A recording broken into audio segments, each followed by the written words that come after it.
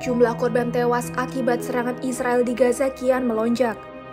Juru bicara Kementerian Kesehatan di Gaza, Ashraf Al-Qidre melaporkan, warga Palestina yang tewas mencapai 10.022 jiwa, 4.104 diantaranya merupakan anak-anak, dan 2.641 merupakan perempuan. Merasa paling benar, merasa umat pilihan, terus kemudian merasa jagoan, ini memang harus ada langkah-langkah ya. Karena mereka selalu mengatakan ini teologis. Ini tanah yang dijanjikan Tuhan, bahwa caranya mereka harus mengambil alih jalur Gaza, mengorbankan warga sipil, itu mereka nggak akan peduli. Kita juga harus menyuarakan hal yang lebih tinggi dari itu, melampaui agama, melampaui politik, melampaui perebutan kekuasaan, tapi yang kita dahulukan, ayo stop agresi, stop perang, karena ada kemanusiaan yang dikorbankan, dan itu lebih destruktif, lebih penting dari segala hal yang mesti kita abaikan untuk kalimatun sawah.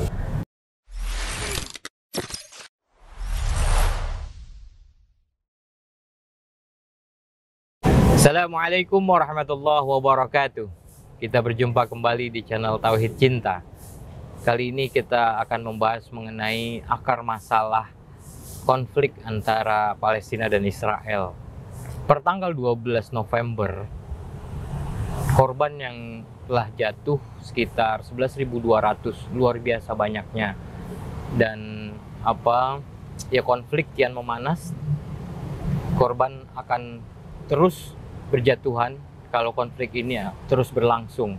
Ya, kita sama-sama berdoa mudah-mudahan konflik ini, gencatan senjata bisa terjadi. Nah, kita akan membahas ini dengan Ustadz Mukhlisin Aziz. Beliau adalah pembina di channel Tauhid Cinta dan juga wakil ketua di STAI atau Sekolah Tinggi Agama Islam Muslim Asia Afrika. Assalamualaikum. Waalaikumsalam warahmatullahi wabarakatuh. Sehat Pak Ustadz ya? Alhamdulillah sehat Mas Rifi. Luar biasa ya Pak Ustadz ya, korban makin banyak berjatuhan ya. Dan kita menyaksikan tangisan-tangisan anak-anak kecil gitu, ibu-ibu, dan juga rakyat Palestina gitu ya. Ya, ini sebenarnya akar masalahnya di mana sih Pak Ustadz? Ya Mas Rifki, konflik Israel sama Palestina ini kan konflik yang panjang. Bahwa konflik yang sampai hari ke-37, 38 dari 7 Oktober ini memang konflik yang agak skalanya ya, eskalasinya agak besar ya, jumlahnya juga luar biasa. Terutama ini konflik yang kemudian banyak korban dari warga sipil ya. 11.200 itu kalau kita rinci separuhnya anak-anak sama perempuan ya.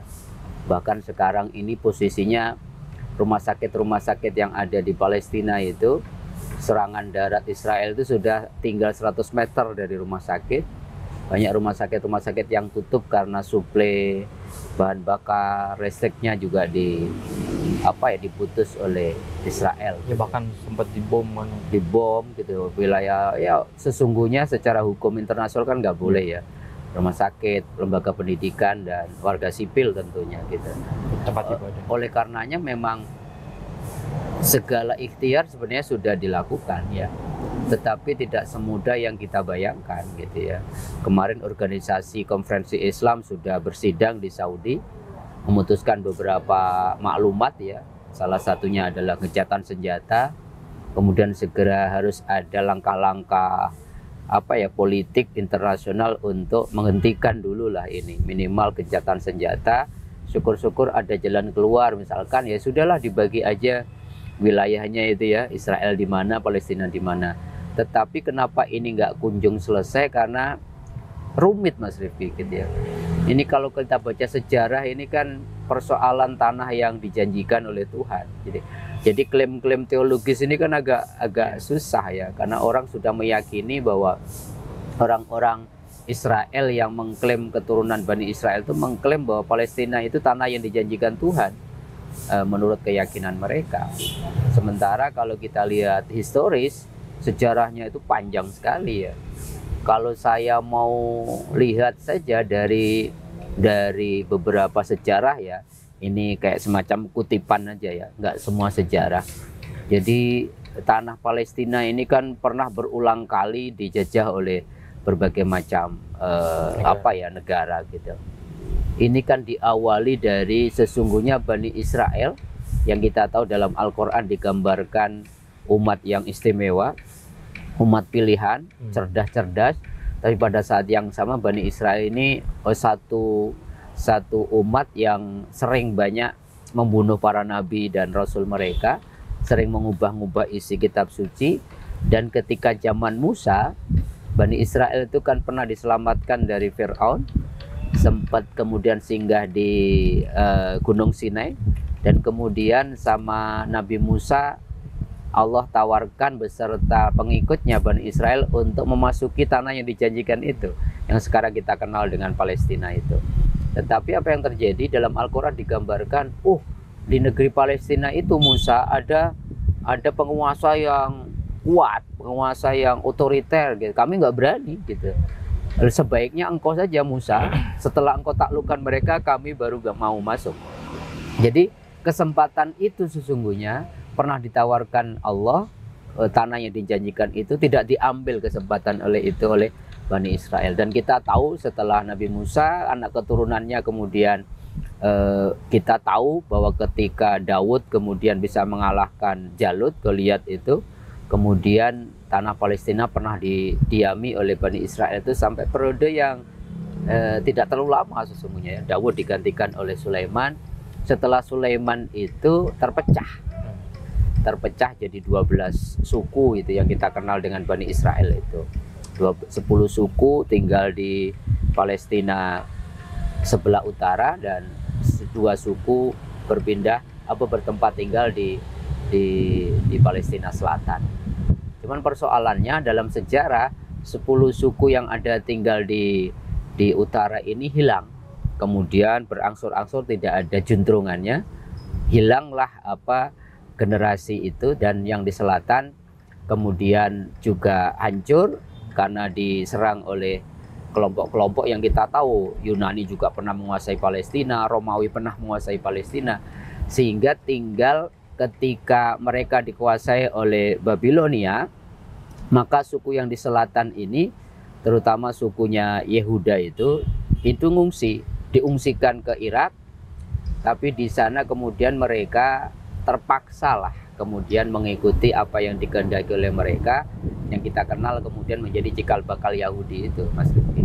Setelah itu kita tahu orang-orang Bani Israel diaspora kemana-mana, tidak punya negara, yang kemudian masuk ke wilayah-wilayah negara Timur Tengah Eropa, dan kemudian kita tahu sampai kemudian menguasai banyak wilayah di Eropa, terutama Eropa Timur, sampai digambarkan saat itu ada 8 juta warga Yahudi di Eropa. Dan kita kemudian tahu ada penguasaan pada aspek-aspek strategis, ekonomi, politik, sampai timbul semacam ketidaksukaan warga Eropa. Kemudian kita kenal Hitler itu. Kemudian ada pemusnahan warga Yahudi sampai 2/3 dari Yahudi yang waktu itu 8 juta. Jadi ada 6 juta warga Yahudi di Jerman itu dihabisin oleh Hitler gitu ya. Sampai kemudian mereka memutuskan ketika Perang Dunia I, mereka memutuskan nggak ikut Jerman tapi ikut sekutu Inggris kan, 1917 itu, dan menang. Akhirnya kemudian mereka lewat Perdana Menteri Inggris waktu itu yang kebetulan orang Yahudi, mereka dapat privilege dengan deklarasi Balfour itu, kemudian diberi konsesi untuk mendiami Palestina. Maka kemudian mereka yang diaspora di Eropa itu pelan-pelan pindah ke Palestina, sampai kemudian lumayan banyak yang kemudian dulu minoritas, dia mengambil tanah-tanah yang ada di Palestina, termasuk membeli tanah-tanah dari orang kaya waktu itu, sampai kira-kira 1948 kan mereka memproklamirkan diri punya negara Israel itu. Jadi secara politik sesungguhnya mereka mendiami Palestina saat ini itu gara-gara kemenangan di Perang Dunia I itu. Dan kita tahu semenjak 1948 sampai hari ini Israel itu akan terus begini, tidak akan pernah punya negara yang diakui oleh seluruh dunia. Karena apa? Pernah ditawarkan tanah yang dijanjikan, mereka nggak mau ambil kesempatan. Maka ada perang dengan tahun 67, perang dengan negara-negara sekitar Israel, walaupun mereka menang ya, menguasai jalur Gaza semuanya, dari Mesir, dari Yordan, tapi kan tetap aja seperti itu sampai hari ini 2023 ya. Walaupun mereka sudah proklamirkan 3 tahun lebih lambat dari kita, tidak ada kan yang mengakui secara spesifik bahwa negara kita pun kan tidak punya hubungan diplomatik dengan Israel. Di satu sisi Palestina yang sesungguhnya kalau kita dengar kata Palestina itu kan langsung kita ngomong Islam. Karena padahal di Palestina itu ada Islam, ada Yahudi, ada Nasrani, bahkan di situ ada 3 agama satu Tuhan kan. Ada Masjidil Aqsa, ada dinding ratapan, ada orang-orang Yahudi yang di situ punya tempat suci, orang Islam punya tempat suci, orang Nasrani juga punya tempat suci. Sebenarnya ini simbol luar biasa ya, 3 agama satu Tuhan. Dan bahkan Palestina pun juga pernah dimerdekakan oleh Umar bin Khattab kan. Dan kemudian diberi kesempatan ketika Umar bin Khattab kemudian merebut Palestina waktu itu, dia menyerahkan Palestina untuk didiami oleh warga Palestina yang terdiri dari 3 agama itu. Sampai kemudian kita tahu tahun 88 Palestina punya negara, namanya negara Palestina. Sampai hari ini pun ketika Yasir Arafat meninggal, ada banyak, bayangkan Mas Rifki, hari ini Palestina itu diakui oleh 139 negara. Tetapi secara hukum internasional belum dapat pengakuan di PBB gitu. Jadi dua-duanya ini memang masalah dari sisi dari sisi hukum internasional ya. Kedaulatannya belum diakui dua-duanya. Walaupun kita sudah ngakuin negara Palestina, tapi walaupun 139 tidak ada yang pernah mengakui Palestina ini. Maka Indonesia, negara-negara Islam mengakui itu, tapi kemudian tidak akan pernah selesai gitu. Oleh karena saya kira betul kata Mas Rifki tadi, perang seperti ini akan terus berlanjut gitu. Bahkan yang repot ini saya mau kritik ya, yang repot ini persoalan Palestina gencatan senjata ini ada problem historis, yaitu ada 5 negara yang punya hak veto ya. Yang selalu kalau ini dibawa ke PBB, yang terakhir kemudian gencatan senjatanya diveto sama Inggris sama Amerika. Kalau ini terus, nanti kalau ada masalah yang lain, yang veto Rusia, yang veto Cina, yang satu Prancis, tergantung kelompok 5 negara ini yang sesungguhnya sudah ahistoris gitu. Ini apa sih, tahun berapa, kemudian sekarang masih dibawa-bawa, dan ketika satu negara yang memveto aja nggak jadi itu. Maka Israel sekarang yang didukung oleh Amerika, negara-negara Barat dan sebagainya, tenang aja. Mau orang mencaci maki, mengadakan solidaritas di mana-mana, maka kemudian dia nyantai saja. Bahkan Amerika itu keluar ratusan miliar dolar gitu, ratusan miliar dolar untuk membantu Israel. Sehingga yang kita harus lakukan hari ini saya kira secara politik ya memang harus banyak negara-negara yang kemudian mempunyai kayak pengaruh global ya, kayak semacam OKI ya, Organisasi Konferensi Islam 2 hari yang lalu mengadakan konferensi daruratnya. Kemudian negara-negara yang lain saya kira juga harus punya kepedulian yang sama untuk memberikan kayak semacam pressing ya untuk negara-negara yang punya veto ini. Ini bukan persoalan sekedar tanah yang dijanjikan. Ini bukan persoalan perebutan kekuasaan, ini bukan persoalan politik, ini bukan persoalan perang agama, ini persoalan kemanusiaan. Di atas itu semua harus kita sepakat, ini kemanusiaan. Banyak korban warga sipil, sehingga kemudian ayolah kalimatun sawaknya itu di kemanusiaan. Baru kemudian nanti dilakukan langkah-langkah yang kemudian bisalah menyelesaikan ini. Bagaimana caranya? Ada tawaran-tawaran kan? Ya sudah dibagi 2 aja. Tapi kan ini Israel, mohon maaf ya, memang Bani Israel kan selalu begitu, bebel gitu ya. Mereka nggak peduli. Bahkan ketika ada perintah Tuhan aja mereka bertanya untuk sesuatu yang membuat mereka bisa mempunyai jalan keluar, nggak melaksanakan perintah itu. Kasus Al-Baqarah kan kayak gitu, cuman disuruh, mereka minta, ya Allah berikan aku petunjuk, ini ada orang meninggal tiba-tiba, ini kasusnya gimana, suruh aja kamu cari sapi betina, kamu sembelih, nanti sapi itu akan kemudian salah satu tulangnya kamu pukulkan sama orang yang meninggal itu hidup, mereka akan dengan sendirinya ngomong siapa yang membunuh. Nanya sapinya kayak apa warnanya, kemudian sapinya gimana karakternya, masih perawan atau ini ternyata belum digunakan untuk membajak dan sebagainya. Pertanyaan-pertanyaan itu kan bukan untuk mencari kebenaran kalau Bani Israel, tapi apa? Untuk mencari celah. Disuruh hari Sabtu saja, nggak usah ini macam-macam, fokus untuk ibadah, mereka mancing, mereka melakukan itu, sehingga kemudian mereka dilaknat dengan dijadikan kera itu. Dan masih banyak problem-problem yang dilakukan menjadi sebuah karakter orang-orang Bani Israel gitu. Sehingga dengan ngeyelnya mereka, merasa paling benar, merasa umat pilihan, terus kemudian merasa jagoan, ini memang harus ada langkah-langkah ya. Karena mereka selalu mengatakan ini teologis, ini tanah yang dijanjikan Tuhan, bahwa caranya mereka harus mengambil alih jalur Gaza, mengorbankan warga sipil, itu mereka nggak akan peduli. Jadi kalau banyak solidaritas digaungkan, umat Islam di Monas, kemarin weekend di Bekasi, di Surabaya, dan di banyak tempat, ini baik. Ini sebagai sebuah dorongan moral, doa untuk sahabat-sahabat kita di Palestina. Tapi ala kulli hal, di atas semua itu, kita juga harus menyuarakan hal yang lebih tinggi dari itu, melampaui agama, melampaui politik, melampaui perebutan kekuasaan. Tapi yang kita dahulukan, ayo stop agresi, stop perang, karena ada kemanusiaan yang dikorbankan, dan itu lebih destruktif, lebih penting dari segala hal yang mesti kita abaikan untuk Kalimatun Sawah itu.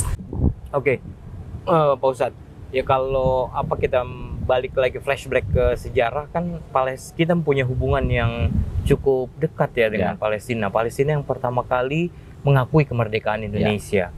Terus yang kedua, waktu di era zaman Al-Maghfur lah, Kiai Haji Abdurrahman Wahid atau Gus Dur mencoba membangun hubungan diplomatik dengan Israel.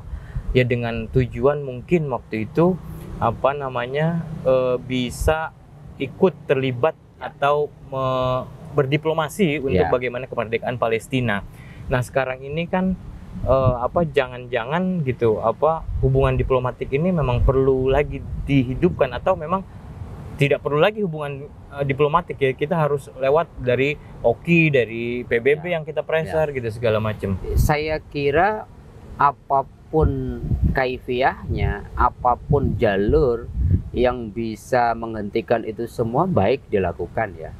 Secara G2G saya kira nggak mungkin ya, karena itu bertentangan dengan konstitusi ya. Kita betul-betul mengecam penjajahan ya yang ada di muka bumi.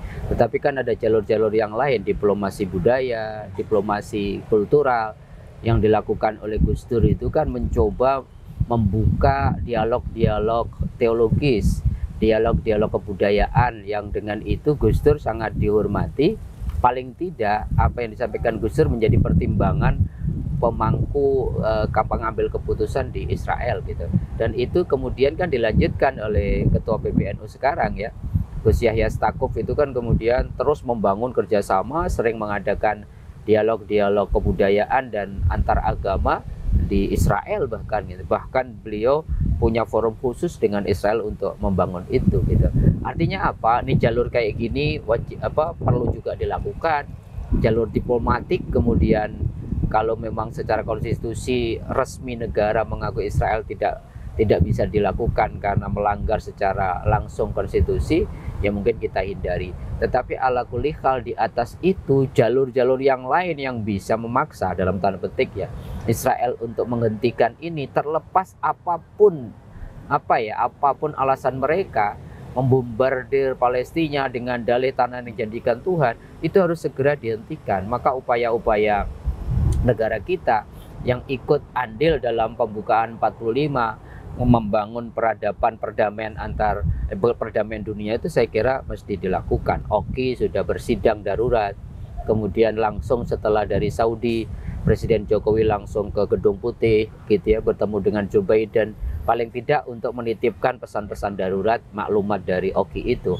Selain itu saya kira misalkan ada kehendak umat Islam di Indonesia dan negara-negara Muslim di dunia untuk memboikot produk-produk Israel, saya kira kalau itu menjadi sesuatu yang menjadikan Israel punya atensi, karena mereka itu kan menguasai, kita harus akui, menguasai secara politik, bahwa mereka punya negara kecil saja nggak diakui secara mayoritas atau secara umum, tetapi secara politik mereka punya orang-orang Yahudi yang menguasai politik di banyak negara. Secara ekonomi tahu modal-modal besar dimiliki oleh orang-orang Yahudi. Maka segala hal yang mesti dan bisa dilakukan agar Israel merasa harus memikirkan ulang apa yang mereka kerjakan ya. Embargo ekonomi kalau perlu kita lakukan. Sempat kemarin kita embargo olahraga, itu kan juga pukulan buat mereka gitu. Kalau ini secara masif semua orang kemudian tujuannya, asalkan tujuannya gini Mas Rifki, jangan tujuannya kita niatnya kemanusiaan kita turunkan, tujuannya menjadi politik. Islam non Muslim atau bahkan ini sekedar kampanye politik dan sebagainya. Kalau itu nanti lagi-lagi tidak maksimal gitu. Jadi saya kira semua warga dunia saya kira harus kemudian kita panggil untuk segera menghentikan dulu lewat gencatan senjata sementara gitu ya, konflik Israel dan Palestina ini, karena jumlah berjatuhan terus bertambah banyak, sambil kemudian ada langkah-langkah diplomasi politik, kalau perlu ada langkah-langkah embargo ekonomi, dan saya kira PBB harus mendengar lah saya kira. Jangan kemudian kepentingan mayoritas warga anggota PBB itu masa kemudian digagalkan hanya oleh 1-2 negara yang punya hak veto. Saya kira sudah harus ada reformulasi lah. Apakah masih layak hak veto itu dipertahankan atau enggak? Kalau enggak nanti perdamaian dunia itu atau hal-hal yang menyangkut warga dunia itu yang sangat penting hanya ditentukan oleh 5 negara yang kemudian diberi hak prerogatif melakukan hak veto atas masalah-masalah besar. Saya kira itulah artinya apa yang ingin saya sampaikan, segala langkah untuk menghentikan itu bisa dilakukan, dan dunia saya kira harus kompak terlepas dari perbedaan negara, perbedaan madhab politik, perbedaan agama, tetapi kita satu dalam semangat yang satu, kemanusiaan.